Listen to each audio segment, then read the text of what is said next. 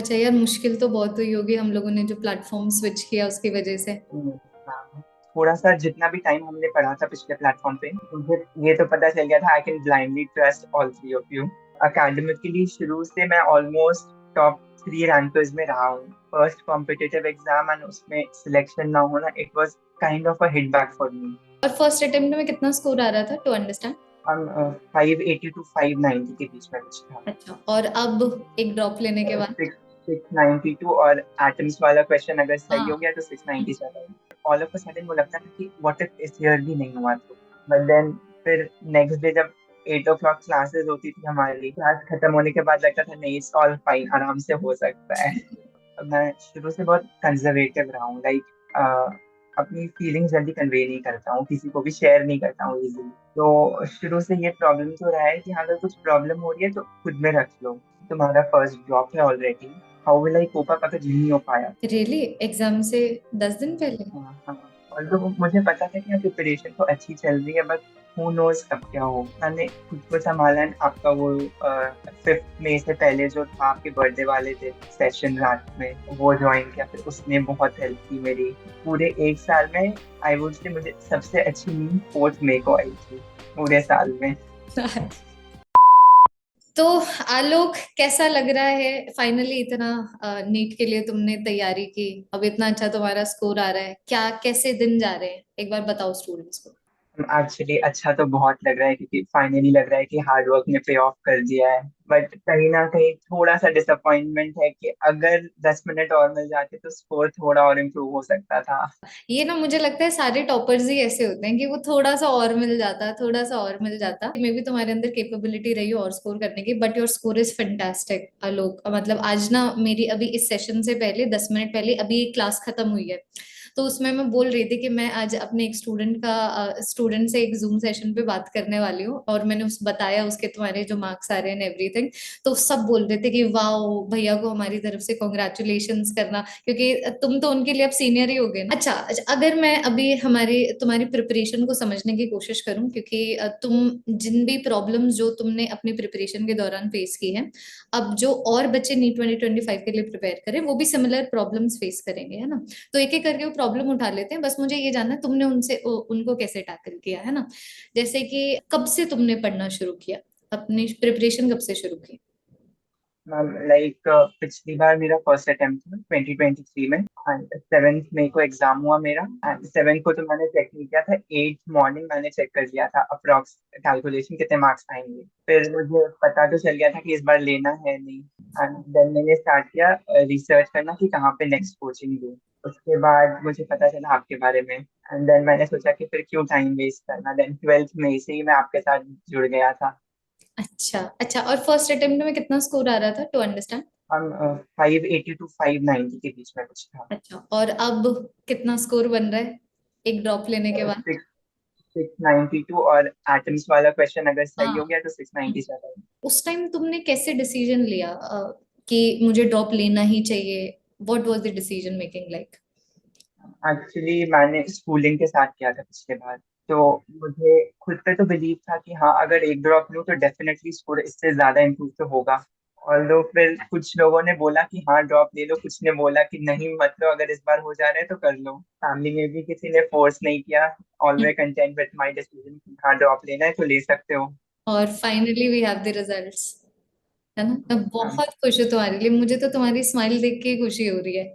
मतलब ये जो मुस्कान है ना, ये उस बच्चे के चेहरे की मुस्कान है जिसने पूरी तपस्या की है, और फाइनली उसको तपस्या का फल मिला है। तो वो जो ये जो सेटिस्फैक्शन होती है ना, ये तो मुझे लगता है और कहीं नहीं हो सकती। अगर ये पॉसिबल हुआ है सिर्फ आपकी वजह से एंड बाकी दोनों टीचर्स की वजह से। अरे, I am very glad to be a part of your journey. अच्छा वैसे, जस्ट टू आस्क, बायो और केमिस्ट्री कहाँ से किया तुमने? मैंने नीट अड्डा सी मतलब अन अकेडमी ज्वाइन किया था, उसके बाद आप तीनों टीचर से मैं कनेक्टेड रहा लास्ट तक। अच्छा यार, मुश्किल तो बहुत हुई होगी हम लोगों ने जो प्लेटफॉर्म स्विच किया उसकी वजह से। हाँ, तो कैसे उस टाइम कैसे डील किया तुमने? थोड़ा सा जितना भी टाइम हमने पढ़ा था पिछले प्लेटफॉर्म पे, हम्म। मुझे ये तो पता चल गया था I can blindly trust all three of you. At the back of the mind थोड़ी सी तो टेंशन थी कि हाँ अब क्या होगा पता नहीं, बट देन जैसा फिर आप तीनों ने साथ दिया, आई वॉज वेरी मच मतलब मुझे पता था कि हाँ हो तो जाएगा, कुछ अच्छा डेफिनेटली होगा। क्या बात एंड है। फिर वो वाला टाइम मैंने यूटिलाइज किया था, आपका 7777 सीरीज मैंने देखा था उस वक्त। अच्छा। अच्छा, उसके उस सीरीज के बारे में थोड़ा सा बात करोगे, क्योंकि लिटरली यार जितने भी मुझे ऐसे स्टूडेंट्स मिलते हैं ना जिनके 690 से ज्यादा स्कोर आ रहा है, फिर फिजिक्स में 170 से ज्यादा स्कोर आ रहा है, लिटरली 100% बच्चों ने उस सीरीज के बारे में बात की है। तो मैं चाहती हूँ थोड़ा सा उस सीरीज के बारे में तुम भी बात करो, ताकि क्योंकि यार तुम्हें पता है ना, फिजिक्स क्वेश्चन सॉल्विंग में बच्चे ज्यादा इंटरेस्ट नहीं रखते हैं। तो मे भी तुम कुछ यस ऐसा मैम। बोल दो उनके दिल को छू जाए और वो फॉलो कर ले और उनके भी मार्क्स आ जाए। लाइक क्लासेस में थ्योरी तो हम सब पढ़ते ही है, एंड क्लासेस में आप मोर देन सफिशिएंट क्वेश्चंस भी करवा देते हो। बट कहीं ना कहीं physics is such a subject जहाँ पे आप कितना भी थ्योरी पढ़ लो, कुछ ऐसे पार्ट्स रहते हैं जो क्वेश्चन से ही पता चलते हैं। हम्म। तो वही कुछ लाइक जब मैं करता था मुझे लगता था हाँ ये तो आ गया, इससे क्वेश्चंस आए तो बन जाएंगे। बट देन जब 7777 सीरीज मैंने अटेंड किया तो फिर मुझे पता चला नहीं, ऐसे बहुत से टॉपिक्स हैं जहाँ अगर क्वेश्चन ट्विस्ट कर दिया जाए तो फिर नहीं हो पाएंगे। तो उससे बहुत हेल्प मिली फिर। एंड देन एक फ्रेमवर्क भी मिला कि हाँ क्वेश्चन को कैसे अप्रोच करना है। हम्म। अच्छा, तुम्हारा कोई ऐसे डेली एवरेज रहता था कि मैं डेली बेसिस के ऊपर फिजिक्स के इतने क्वेश्चन सॉल्व करूंगा, मतलब क्या स्ट्रैटेजी थी क्वेश्चन सॉल्विंग से एसोसिएटेड? लाइक पर सब्जेक्ट मैंने फिक्स नहीं किया था, बट ये मेरा था कि हाँ पर डे अराउंड 200 क्वेश्चंस कर लूँ। पर डे 200 क्वेश्चंस फिजिक्स के? क्या? फिजिक्स के नहीं, तीनों मिला के। अच्छा, मैं हार्ट अटैक, यार मुझे हार्ट अटैक आ जाता कि ये बच्चा कितना शानदार बच्चा है, 200 क्वेश्चन फिजिक्स के कर पा रहा है। अच्छा, तो 200 पीसीबी करते थे डेली बेसिस के ऊपर, अच्छा फिजिक्स इनिशियली उतना था, फिर टुवर्ड्स द एंड मैंने अराउंड 300 400 स्टार्ट कर दिया था। तब भी तुम्हारे इतने मार्क्स आ रहे हैं क्वेश्चन प्रैक्टिस। अच्छा, मुझे ये बताओ कि तुम तो ऑलरेडी इतने क्वेश्चन प्रैक्टिस करते थे, आई एम वेरी श्योर फिर टेस्ट सीरीज में भी तुम एनरोल्ड हो गई, because you yes understand ma'am. Importance. हाँ। तो टेस्ट में कभी डर लगता था? जैसे बहुत बच्चे बोलते हैं हमसे टाइम नहीं मैनेज होता है, या फिर हमें एंग्जाइटी होती है, हम क्वेश्चन पढ़ के भूल जाते हैं। तो मैं समझना चाहती हूँ कि ये सबके साथ होता है या फिर ये सिर्फ उन बच्चों के साथ होता है जो क्वेश्चन सॉल्व नहीं करते हैं?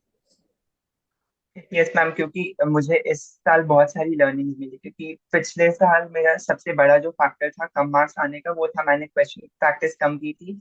एंड मैंने अराउंड सिर्फ 10 मॉक टेस्ट प्रैक्टिस किया था। पूरे साल? हाँ। अच्छा। और इस साल? More than I guess 80। More than 80? क्या बात है, कमेंडेबल। इससे ये पता चला कि अगर हम क्वेश्चन ज्यादा प्रैक्टिस करें, मॉक टेस्ट ज्यादा दें, तो एग्जाम के दिन पे हमें वो स्ट्रेस फैक्टर उतना नहीं आता है। ऑल्दो वो थोड़ा तो रहता ही है, बट सफिशिएंटली वो काफी कम हो जाता है। तुम बिल्कुल सही कह रहे हो।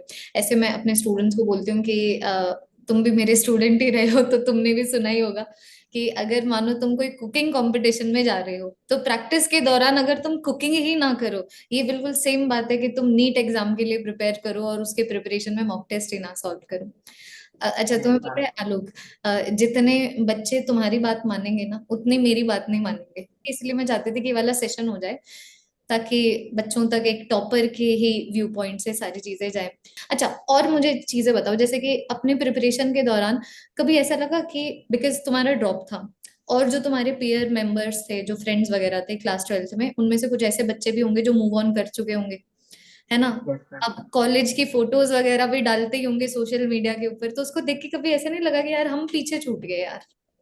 ऐसा कभी? यस मैम, क्योंकि अकेडमिकली शुरू से मैं ऑलमोस्ट टॉप 3 रैंकर्स में रहा हूँ। फर्स्ट कॉम्पिटिटिव एग्जाम एंड उसमें सिलेक्शन ना होना, it was kind of a hit back for me.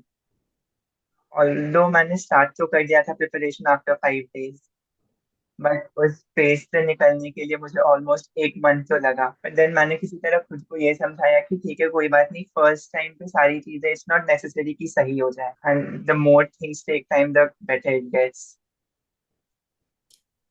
क्या बात है। अच्छा, और जब तुम अपने ड्रॉपर जर्नी में थे, because I also understand the struggles of being a dropper, तो ऐसे सेल्फ डाउट भी आता होगा ना बीच में? आता ही होगा, है ना, कि यार यस मैम, मतलब। व्हाट इफ फैक्टर तो रहता ही था। हाँ, तो उससे कैसे कॉम्बैट करते थे, क्या थिंकिंग प्रोसेस होता था उस जोन से निकलने का? हम एक्चुअली कभी कभी वो बहुत बार फेजेस आए हैं कि हाँ ठीक है मेरी पढ़ाई अच्छी चल रही है, सब बढ़िया चल रहा है, but then all of a sudden वो लगता था कि व्हाट इफ इस ईयर भी नहीं हुआ तो। बट देन फिर नेक्स्ट डे जब 8 o'clock क्लासेस होती थी हमारी, क्लास खत्म होने के बाद लगता था नहीं इट्स ऑल फाइन, आराम से हो सकता है।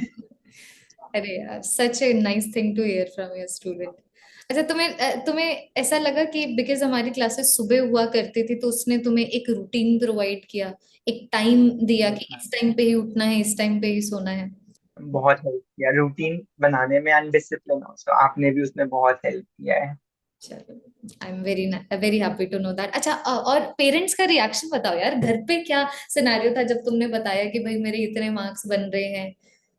बहुत पहले तो सब बहुत खुश हुए, बट देन वही है अभी, लाइक ग्रैंड पेरेंट्स भी बहुत खुश है and अभी सब रिजल्ट्स का वेट कर रहे हैं ईगरली। आलोक, मैं ना अब मैं चाहती हूँ तुम कुछ ऐसा शेयर करो जो बहुत नहीं ऐसे ना वल्नरेबल हो, जैसे कि अ, कुछ बहुत पर्सनल, कि एक ऐसी पर्सनल स्ट्रगल। क्योंकि मैं तुम्हें बताती हूँ मेरी लाइफ में जो मैंने स्ट्रगल्स किए हैं, जब मैंने उसके रिगार्डिंग एक वीडियो पुट किया था ना, तो बच्चों का इतना अच्छा रिस्पॉन्स था कि हमें बहुत अच्छा लगा आपके स्ट्रगल्स के बारे में जान के, क्योंकि उसके सामने हमें हमारी प्रॉब्लम छोटी लगी, या फिर हमें ये लगा कि हम ही इकलौते इस सिचुएशन में नहीं है, तो अगर यहाँ से अगर आप निकल सकते हैं तो हम भी निकल सकते हैं। तो मैं चाहती हूँ कि कुछ ऐसा कुछ सोच के तुम मुझे बताओ जहां पर तुम्हें लगा हो कि भाई वो तो बहुत गंदा स्टेज था, और तुमने कैसे संभाला फिर अपने आप को।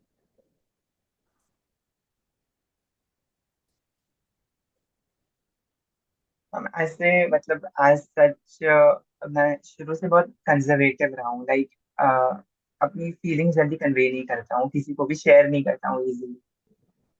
तो शुरू से ये प्रॉब्लम तो रहा है कि हाँ, अगर कुछ प्रॉब्लम हो रही है तो खुद में रख लो। तो सिमिलरली वैसा ही हुआ था बीच में, आई गेस अराउंड सितंबर अक्टूबर। मेरी प्रिपरेशन तो अच्छी चल रही थी। I don't know how all of a sudden मुझे अचानक से एक एंजाइटी अटैक सा हुआ था कि पता नहीं व्हाट इफ अगर इस साल नहीं हुआ। You have hmm. Always been a ranker, तुम्हारा फर्स्ट ड्रॉप है ऑलरेडी, एंड व्हाट इफ इस ईयर भी नहीं हुआ, क्योंकि ऑलमोस्ट बहुत लोगों ने, मैंने सुना था बहुत लोगों ने बोला था कि इसके इतने अच्छे मार्क्स आए हैं फिर भी ये नहीं ले रहा है इस साल, what can be the reason for this. But then वही मैंने फिर खुद पे बिलीव करना कभी नहीं छोड़ा, नो मैटर कोई कुछ भी बोले, I know what I can do. And then वही फिर खुद पे बिलीव करता रहा एंड तक। इवन एग्जाम में जब 4-5 डेज बचे थे तो भी मुझे कहीं ना कहीं ये फीलिंग थी कि मतलब like how will I cope up अगर नहीं हो पाया। रियली? एग्जाम से 10 दिन पहले? हाँ हाँ। फिर? और तो मुझे पता था कि प्रिपरेशन तो अच्छी चल रही है, बट हु नोज कब क्या हो। मैंने खुद को संभाला and आपका वो 5 मई से पहले जो था आपके बर्थडे वाले दिन सेशन रात में, हम्म। वो ज्वाइन किया, फिर उसने बहुत हेल्प की मेरी। अच्छा। एंड पूरे एक साल में आई वुड से मुझे सबसे अच्छी नींद 4 मई को आई थी पूरे साल में। Such a sweet thing to say यार, I am so so very happy to help Alok. अच्छा। Thank you ma'am. अच्छा, तुम मुझे इमोशनल कर रहे हो, मैं सही बता रही हूँ, क्योंकि मैं तुम्हें बताती हूँ।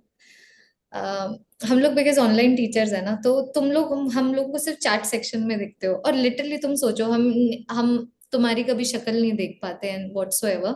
तो लिटरली मुझे बॉट्स की तरह लगते हो तुम, बॉट होते हैं ना, बॉट्स, बॉट्स BOTS, वैसे वैसे बॉट्स की तरह लगते हो।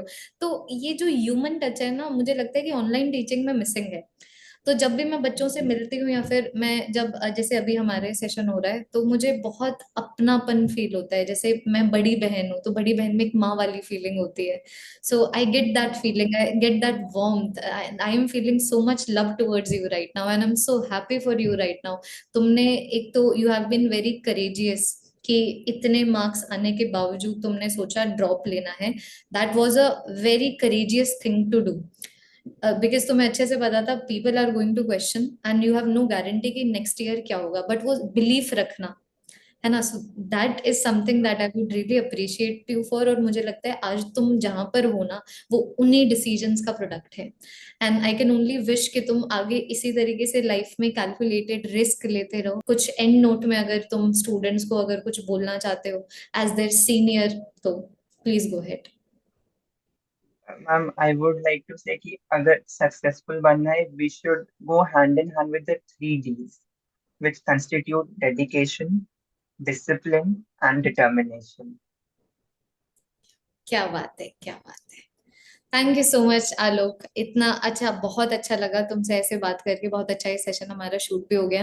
प्रोबेबली जो स्टूडेंट्स हैं उनको भी ये सेशन बहुत पसंद आए। एक तो जब रिजल्ट आए मुझे कॉल करना, है ना, तुम्हारा नंबर सेव है, ठीक है, तो कॉल करना, मुझे बताना कौन सा कॉलेज मिला है, ताकि मैं तुम्हारे नंबर को उसी नाम से सेव कर सकूं। जैसे सृष्टि का नाम भी ऐसे ही सेव्ड है, सृष्टि एम्स ऋषिकेश, और जो मेरे टॉपर्स एमएएमसी में है उसी नाम, और फिर बाद में एमएएमसी, ताकि मुझे पता लगे कि अगर मैं यहाँ पर जाऊँ ना तो इस बच्चे को मैं तुरंत कॉल करूँ, है ना। और आई होप आगे लाइफ में तुम इसी तरीके से अचीवमेंट्स पाते रहो। Wishing good luck to you, and that is all.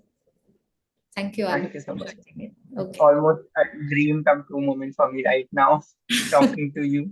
Not just being a teacher, you've been such an inspiration because we were not just confined to academics. You taught us life lessons along with physics. Very happy to be your Thank you so teacher. much, ma'am, तो once again. हाँ, जैसे अब तुमने मेहनत की है, तुम्हारा NEET crack हुआ है, तो अब तुम्हारी जो चेहरे पे आज चमकान है, जो मुस्कान है, वो उसको जस्टिफाई करती है। तो अभी आज जब मैं तुम्हें देख रही हूँ तो मेरी जो मेहनत है वो भी एक तरीके से फुलफिल हुई है। तो वेरी हैप्पी। Thank चलो, you so much, ma'am. Okay Alok, have a very very good day. और अब आराम से चिल करो, बिग बैंग थ्योरी देखना, लिटरली बहुत ज्यादा अच्छा है, तुम्हें बहुत पसंद आएगा। साइंस जो गीक्स होते हैं ना हम जैसे, उनको पसंद आता ही है, ठीक है। ओके।